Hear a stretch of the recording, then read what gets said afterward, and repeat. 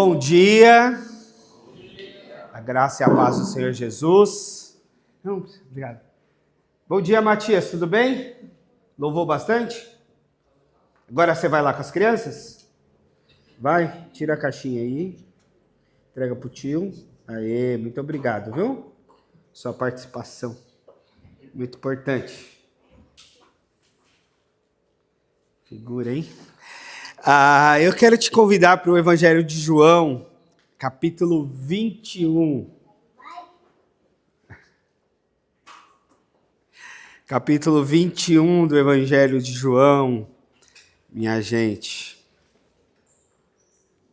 Hoje tem Brasil, hein? Vamos ver se põe uma meia quente no pé aí, porque pé frio não dá certo. A gente não sou supersticioso não, mas vai que, né? Então... é bom. E a gente não vai poder assistir o jogo aqui na igreja, né? Por conta do culto. Se perder, já sabe que foi isso daí que deu errado, né? Foi porque não fez o que estava combinado. Mas é por conta do culto dos nossos irmãos da igreja hispana. A gente entendeu que poderia atrapalhar eles aqui. A gente, então, não vai poder assistir o jogo por aqui hoje. Mas, enfim... Dali Brasil, vamos colocar os vikings para remar para casa. Se Deus quiser e os jogadores nos ajudarem. Vamos lá, bastante oração. João 21, capítulo 21 do Evangelho de João. Depois disso, apareceu novamente Jesus, né? Depois disso, Jesus apareceu novamente aos seus discípulos, à margem do mar da Galileia. E foi assim: estavam juntos Simão Pedro, Tomé, chamado Dídimo, Natanael, de Caná da Galileia, e os filhos de Zebedeu, e outros 2 discípulos. Vou pescar, disse-lhes Simão Pedro. E eles disseram, nós vamos com você. E eles foram e entraram no barco, mas naquela noite não pescaram nada. Ao amanhecer, Jesus estava na praia, mas os discípulos não o reconheceram. E ele lhes perguntou, filhos, vocês têm algo para comer? Eles responderam, não. Ele disse, lancem a rede do lado direito do barco e vocês encontrarão. Eles lançaram e não conseguiram recolher a rede, tal era a quantidade de peixes. O discípulo a quem Jesus amava disse a Pedro, é o Senhor. Simão Pedro, ouvindo dizer isso, vestiu a capa, pois havia tirado, e lançou-se ao mar. Os outros discípulos vieram no barco, arrastando a rede cheia de peixes, pois estavam apenas a cerca de 90 metros da praia. Quando desembarcaram, viram ali uma fogueira, peixes sobre as brasas e um pouco de pão. E disse-lhes Jesus, tragam alguns peixes que acabaram de pescar. Simão Pedro entrou no barco, arrastou as redes para a praia. Ela estava cheia, tinha 150 grandes peixes. Embora houvessem tantos peixes, a rede não se rompeu. Jesus lhes disse, venham comer. Nenhum dos discípulos tinha coragem de lhe perguntar, quem és tu? Sabiam que era o Senhor. Jesus aproximou-se, tomou o pão e deu a eles, fazendo o mesmo com o peixe. E essa foi a 3ª vez que Jesus apareceu aos discípulos depois que ressuscitou dos mortos. Alguém vai dizer que Jesus... Eu aprendi na faculdade lá, o Lucas veio de lá também, que Jesus não gostava de futebol, né? Porque ele mandou tirar a trave, lançar as redes... e falou para a bola. Mas isso é só uma piada ruim que a gente aprende na faculdade de teologia. O que nos interessa aqui nesse texto é a gente poder olhar para as possibilidades de recomeço, de recomeçar. E a gente está buscando fazer esse paralelo com esses dias de Copa, né? E você deve se lembrar o quanto os jogadores tendem a ficar marcados por erros ou por acertos. Esses dias eu vi a entrevista do Felipe Melo falando de equilíbrio mental no jogo. Eu falei, nossa, esse aí falando disso, né? Foi expulso lá naquela semifinal, ou naquela quartas de final, não lembro, contra a Holanda e prejudicou o Brasil. Ficou uma marca. O Dunga, em 90, tinha ficado com uma pecha também de um sujeito ruim de bola que levava o Brasil para trás. Em 94, ele se redimiu sendo capitão do Tetra. O Ronaldo ficou marcado em 98 como o cara que convulsionou antes do jogo. Alguns ficaram com teorias da conspiração a respeito do final daquela Copa, mas ficou aquela marca da grande esperança brasileira não ter conseguido jogar direito. A gente perdeu para a França, Zidane acabou com o jogo, mas depois ele deu a volta por cima na Copa de 2002. Então, na história do esporte, nós temos esses percursos de pessoas que ficam marcadas com o sucesso e outros que ficam marcadas com o fracasso. Zico perdeu o pênalti, o grande Zico perdeu o pênalti em uma Copa, lá de 86, me parece, né?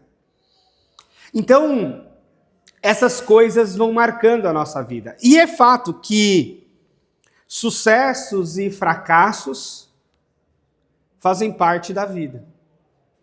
No esporte, às vezes, a coisa fica muito mais destacada. Porque tem milhões de TVs, tem repercussão, tem jornalistas repetindo e falando novamente a respeito daquilo. Seja daquilo que deu certo, seja daquilo que deu errado. Mas a nossa vida, na real, ela é cheia dessas coisas.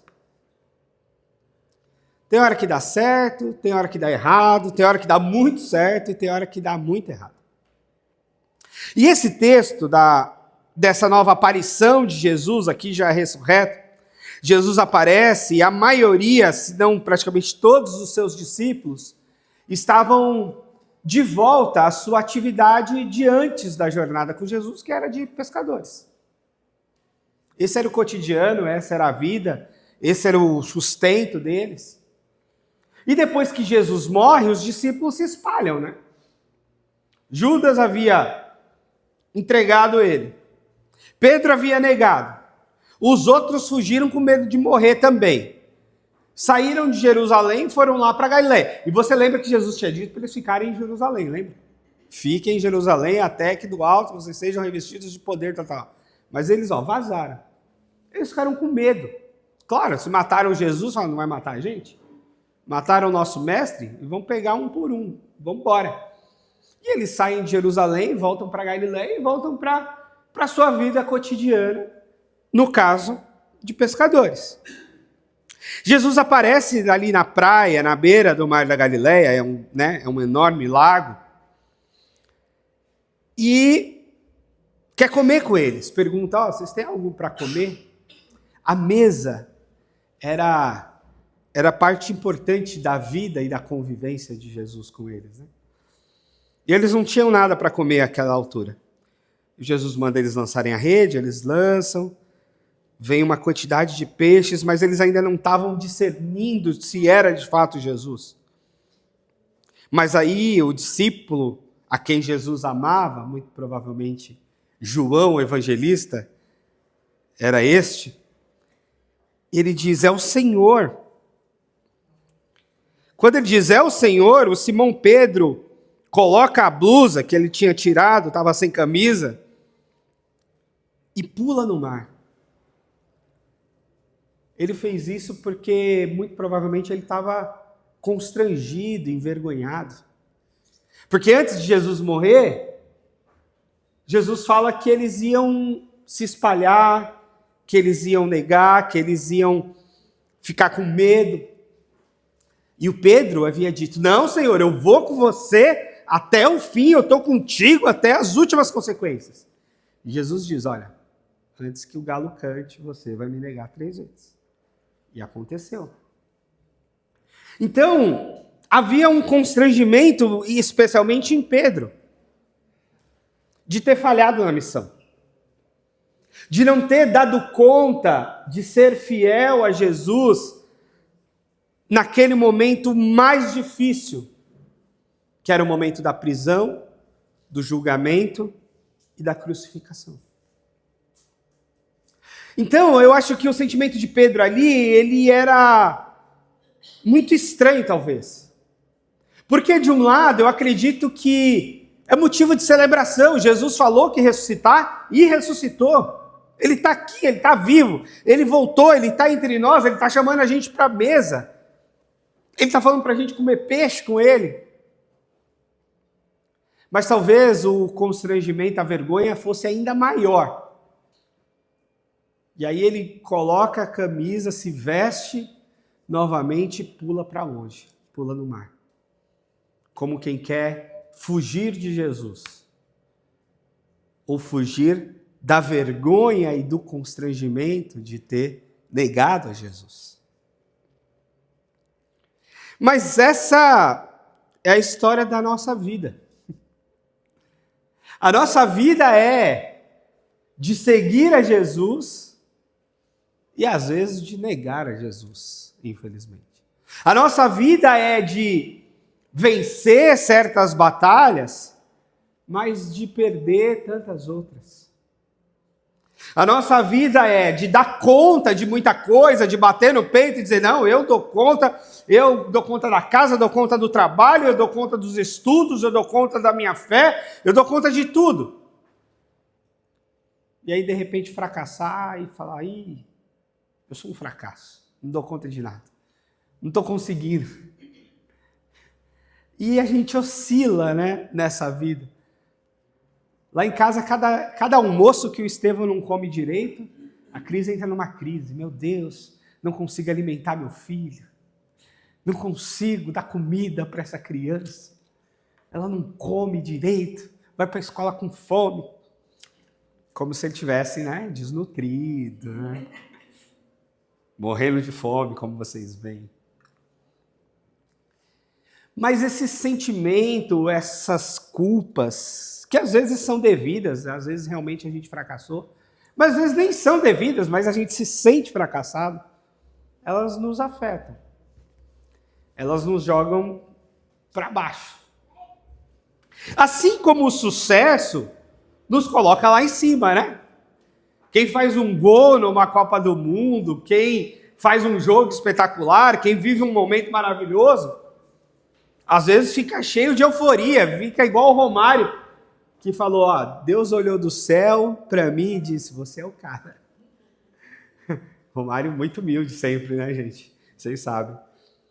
Então, a gente vive esses altos e baixos e a real é que não é nem uma coisa nem outra. Nem a gente é o suprassumo da vitória que vai vencer todas e que vai estar certo em todas e que vai... Mas a gente também, normalmente, não é esse fracasso todo. Nós temos as nossas vitórias. Tem coisa que a gente faz e que dá certo, deu certo, ou está dando certo. Agora, a beleza do Evangelho está nessa restauração. A beleza do Evangelho, e se tem uma marca da vida de Jesus, é esse empenho em restaurar. É essa coisa que foi dita a respeito dele, olha, tá vindo um aí que ele não vai apagar o pavio que está fumegando. O pavio que está fumegando é o pavio que está quase apagando, mas está saindo uma fumacinha. E quando os evangelistas falam de Jesus, falam assim, ele não vai apagar o pavio que fumega. Ele não vai pisar a cana que já está trilhada. A cana que já está esmagada, ele não vai esmagar ainda mais. Ele não vai tripudiar na nossa dor, ou na nossa vergonha, ou no nosso fracasso. Muito pelo contrário. Ele vai dizer aos algozes, atira a primeira pedra quem nunca pecou. Atira a primeira pedra quem nunca fracassou. Atire a primeira pedra quem nunca falhou. Atire a primeira pedra quem nunca foi incompetente de alguma forma. Atire a primeira pedra. E aí? Então, essa perspectiva de crer na restauração e de crer que você pode voltar à mesa do Senhor, apesar dos pesares, é muito preciosa. É muito preciosa para a nossa vida, é muito preciosa para a nossa fé. E eu vejo pessoas que têm dificuldade com perdão, eu vejo pessoas que têm uma coisa, né, às vezes, de guardar rancor, de perdoar os outros. Tem gente que tem dificuldade de perdoar até a si mesmo, né? A pessoa fica com raiva de si, ou fica com vergonha da situação e não se perdoa. Mas a nossa fé é uma fé calcada, baseada no perdão. Se a gente não acreditar e não viver o perdão, a gente nem pode viver essa fé. Porque essa fé é necessariamente a respeito de restauração e de perdão. A nossa fé é necessariamente uma fé que se baseia no perdão. Quando Jesus é questionado sobre perdão, né, quantas vezes devo perdoar meu irmão? 7 vezes? Jesus se diz 70 vezes 7. E aí Jesus não estava fazendo uma conta de matemática sobre perdão. Jesus estava dizendo, sempre, sempre. Mais uma vez, e mais outra, mais outra, mais outra. E quando você cansar de perdoar, você perdoa de novo. Então, a nossa fé, ela dá muitas novas chances para a gente. E essa é a beleza do Evangelho. A gente poder voltar para a mesa do Senhor. A gente poder viver na graça de Deus que nos convida para a mesa, apesar de ter negado, apesar de ter mentido, apesar de ter traído, apesar de um monte de coisa. Jesus fala, vem para a mesa, Pedro. Vamos comer um peixe. Vamos comer pão. Vem aqui. Vem para cá. Vem para junto de novo. E a gente não pode deixar que essas falhas da vida, elas nos derrubem ou nos matem. Uma das belezas do esporte é justamente essas voltas por cima, né? É muitas vezes essa superação, é muitas vezes o Casimiro que joga mal no primeiro tempo e faz o gol no segundo tempo, né? E aí a gente fala, nunca critiquei, jamais. Mas o esporte tem essa beleza do sujeito que é vilão hoje, de repente ser herói 1 minuto depois. Mas isso é um pouco de retrato da vida. É um pouco do retrato da nossa vida. E a gente tem que levar e crer nessa possibilidade de restauração e de superação. Para nós e para o outro. Eu lembro de eu viver como pastor ali na primeira igreja batista de São Paulo, em meio à Cracolândia. E aquilo é um cenário horrível, né? De pessoas na rua, de gente comentando, né? Isso daí não é nem gente, é zumbi. Usuários de crack quase o tempo todo fora de consciência plena por conta da droga. Mas como é bonito essa volta por cima. Como era belo ver o sujeito que sai lá daquele fundo do poço de comer comida do lixo para uma vida nova. Mas também é bem verdade, meus irmãos, que a jornada não era assim uma subida reta, não. Não era. Eu acompanhei muitos meninos, eu fui padrinho de casamento de alguns, eu celebrei casamento de outros. que o sujeito estava bem, um testemunho maravilhoso, contava na igreja, aquilo animava todo mundo. E daqui a pouco a esposa me ligava e dizia: pastor, meu marido está há 3 dias que não vem em casa. Ele tinha voltado a fumar pedra. Aí vamos lá, pegar o cara, vamos voltar. Vamos tentar de novo. Aí ficava 6 meses bem.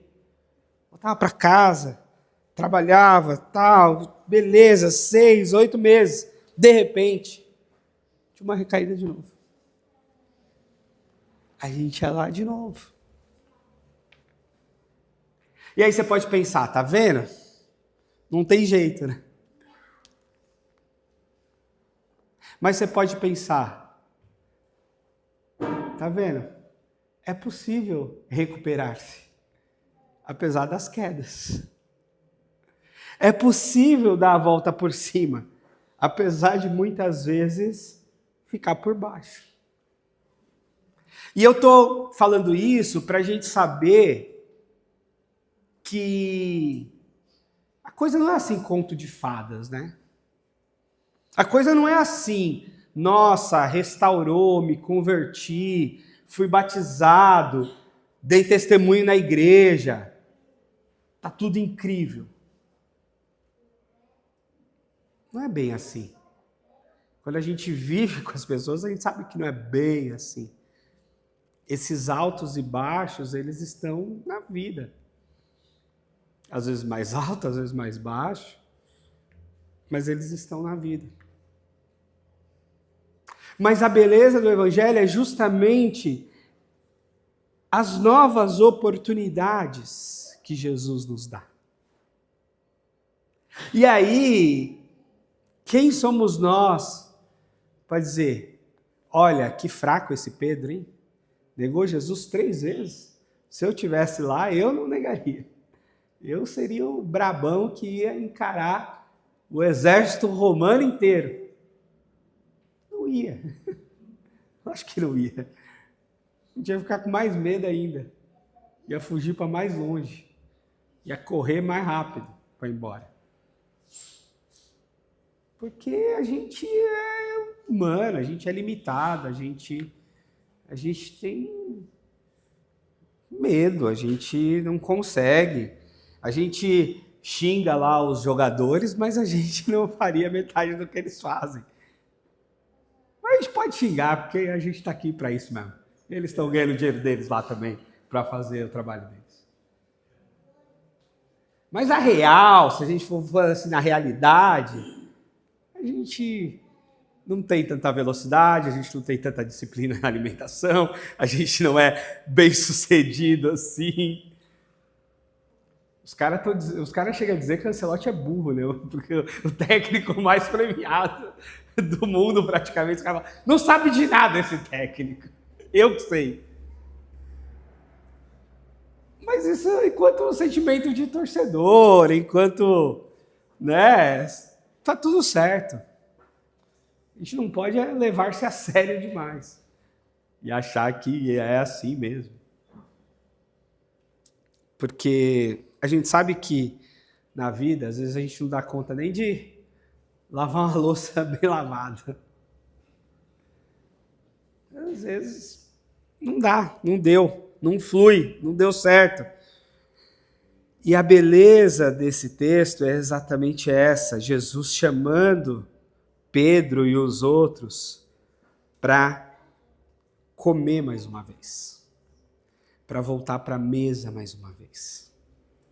E hoje é simbólico porque é dia de ceia, né? E é dia de ceia, e aí às vezes a gente fala assim, andei pecando esses dias aí, será que eu sou digno de tomar ceia? Andei dando umas mancadas aí, será que eu vou me aproximar de Jesus com que cara, né? Com que cara eu vou chegar diante de Deus? E Jesus dizia, não, vem com essa cara mesmo aí sua. Vem. Não tem novidade nenhuma de que você é pecador. Não tem novidade nenhuma de que você falha. Não tem novidade nenhuma a sua fraqueza. Isso daí é isso mesmo. É isso mesmo. Isso é do humano. E a beleza é a gente poder recomeçar de novo e de novo e de novo. É a gente poder pedir perdão, é a gente poder estar junto novamente, é a gente poder vir para a mesa novamente, é a gente poder ter comunhão novamente, apesar dos pesares. Então, não deixa o inimigo plantar uma semente maligna no seu coração de que para você não tem jeito. Isso é uma semente maligna. O diabo vem matar, roubar e destruir. O diabo é o acusador, não é Deus o acusador, é o diabo o acusador. Então é ele que planta ideias do tipo, não tem jeito.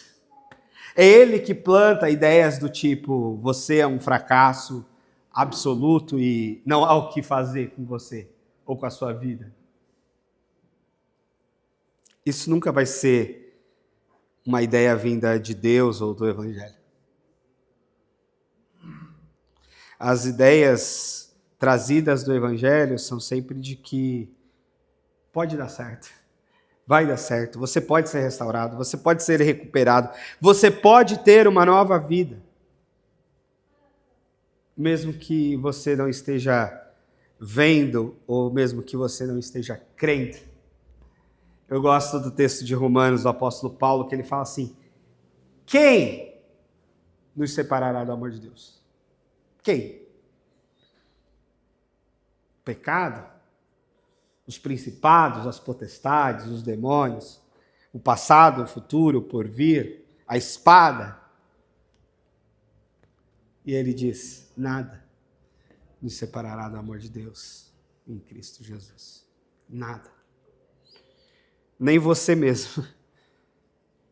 Porque esse é o nosso Senhor.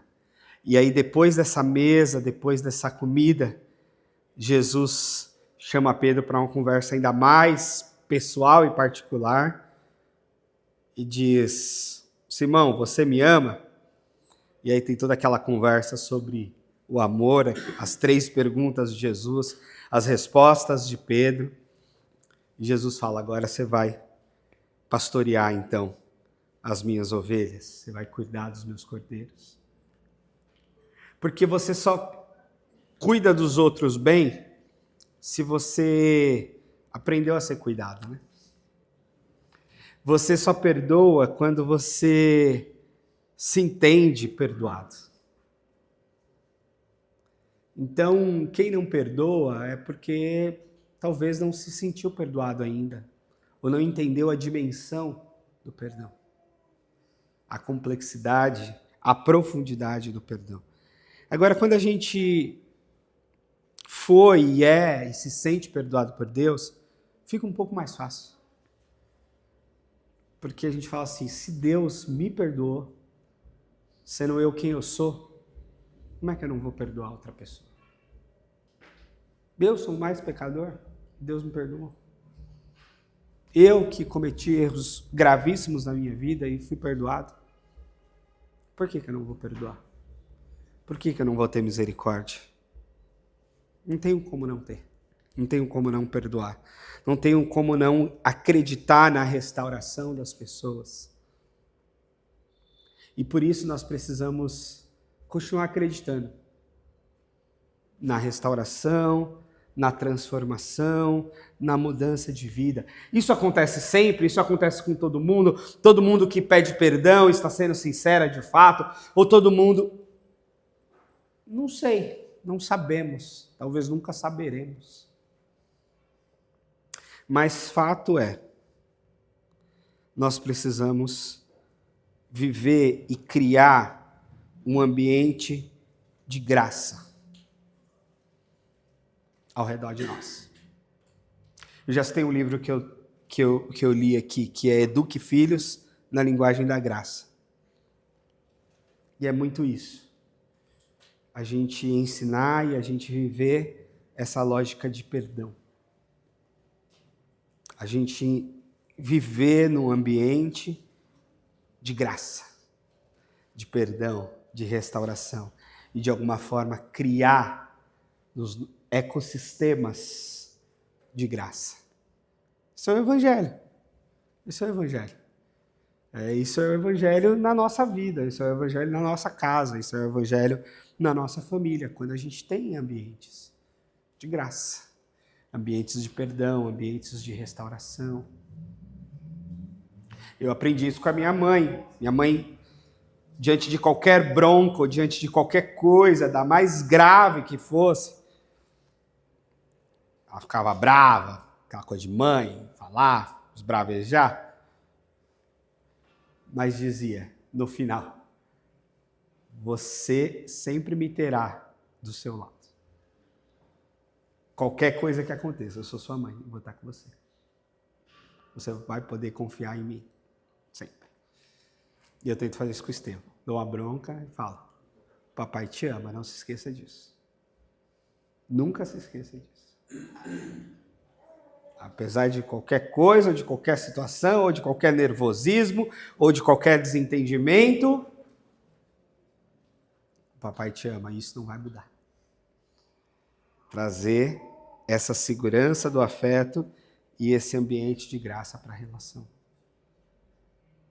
De que eu estou nervoso agora, mas não é uma possibilidade não te amar. Não é uma possibilidade não te perdoar. Não é uma possibilidade a gente não ser restaurado no nosso relacionamento. Porque a gente se ama. E isso é mais forte do que qualquer outra coisa. Então a gente precisa acreditar em Deus nessa perspectiva.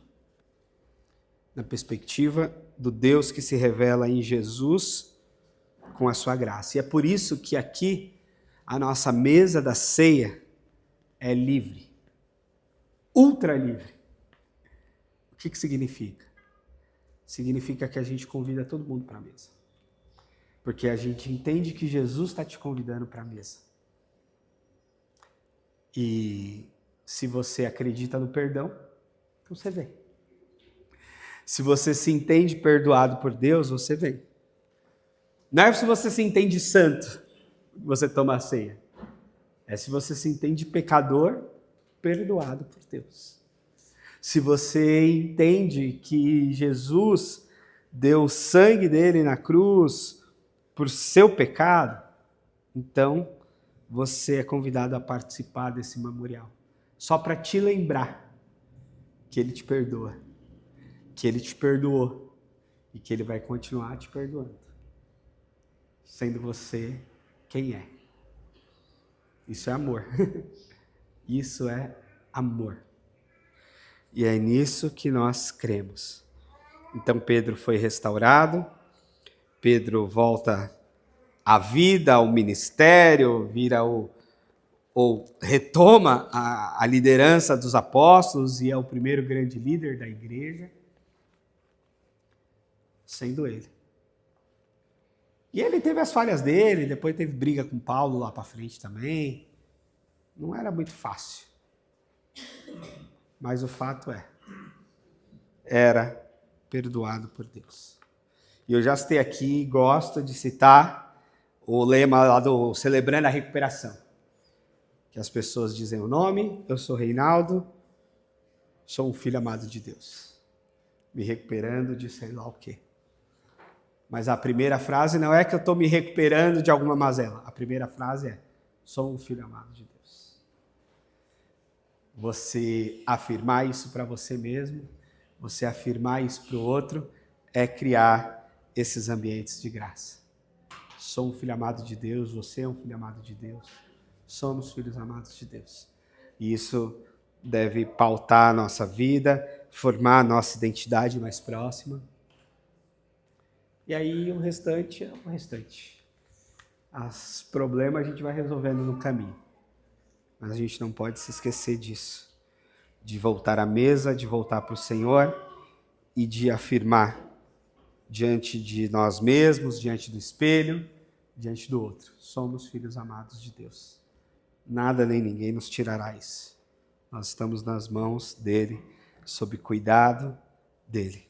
Então, no jogo da vida, sempre há possibilidade de recomeçar.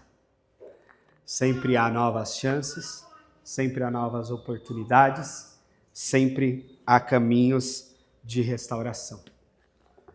Se no esporte existe isso, na vida e no evangelho, mais ainda. Mais ainda. Então eu quero orar com você, pedir que Deus te abençoe, que você leve com força e com convicção essa verdade para a sua vida e para a vida de outras pessoas com quem você convive, dizendo a elas que Deus as ama e que os fracassos não são o fim. É só uma oportunidade de recomeçar. E a mesa é um símbolo disso. Senhor Deus, obrigado, Pai, por tão grande graça e manifestação de amor do Senhor na nossa vida. E assim como o Senhor restaurou a Pedro, assim como o Senhor insistiu com os discípulos, medrosos, fujões até, assim como o Senhor defendeu aquela mulher pega em adultério, que o Senhor também nos defenda, que o Senhor também nos acolha, que o Senhor nos dê novas oportunidades, recomeços, perdão, restauração, tudo isso que vem do teu evangelho, da tua graça, do teu amor. E que a gente creia, Senhor, e viva essa tua graça de perdão e de restauração para a nossa própria vida e para a vida daqueles que nos cercam. Repartindo o amor, repartindo o evangelho, repartindo a graça do Senhor que nos alcançou e que alcançar toda a humanidade, Senhor. Que a gente nunca saia desse ambiente de graça que o Senhor nos chamou. Em nome de Jesus. Amém. Amém.